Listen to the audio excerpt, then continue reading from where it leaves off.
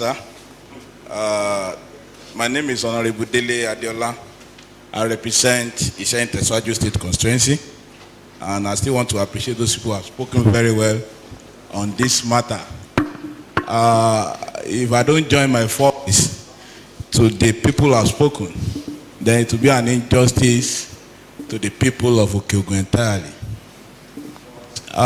This issue is predominantly happening in our environment there. I want to say this.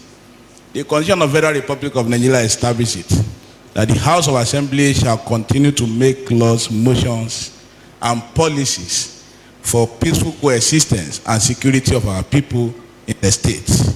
Mr. Speaker, though I don't want to go in the line of Right Honorable Alarakpe, I don't want to go in that line. Because if you go to Yaganku today, you go to Eleyele, you go to Osogbo, there are many cases that are there today because of self-help or self-defense, which has been turned indirectly that this, you know, the funniest thing is when these people report at the police station, before you know, the case will be referred to a place where you have not even reached. And before you get to that place, this set of people that have perpetrated the evil will have settled their cases there and indirectly rendering our people helpless. And many people are in jail today. Many people are in the custody of police today without having anybody intervening into our affairs. And that is why I still want to say that the House of Assembly is saddled with responsibility of continually making laws that will protect the lives and the property of our people. If we continue in the self-help, it may lead to a kind of a communal crisis. Let me tell you, I'm very sorry to say this. Some of the security personnel that are put in the place to provide peace or to ensure that peace is expected to take place in our communities, they are having business with these bororos. They put cows there, they put a lot of things there. And that the life of a cow is more important to them more than the life of a citizen, even the security personnel. So, and that is why I'm looking at it that a lot of challenges are there.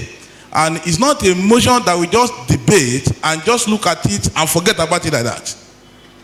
We have Amotekun issues, we have grazing laws, we have a lot of things which are yet to be implemented to the letter till today. If you look at it, any time I'm passing through Ishayin Ibadan Road, Ishayin Oyo Road, you will see a lot of these S-men. They will still block the road. And I begin to look at myself, and we have made law on anti-grazing. Where are we heading to? What is the problem that is stopping us from proper implementation of our laws? Mr. Speaker, I want to say this, that until we put all our security personnel on their feet, and let them know the reality of what is wrong somewhere, then we don't have anywhere to go. So, Mr. Speaker, I'm submitting that the life and the property of our people, especially in Okeogun area and Oyo State entirely, is very important and germane to us. Let's find a lasting solution to this. Self-help may not help. Thank you very much, Mr. Speaker.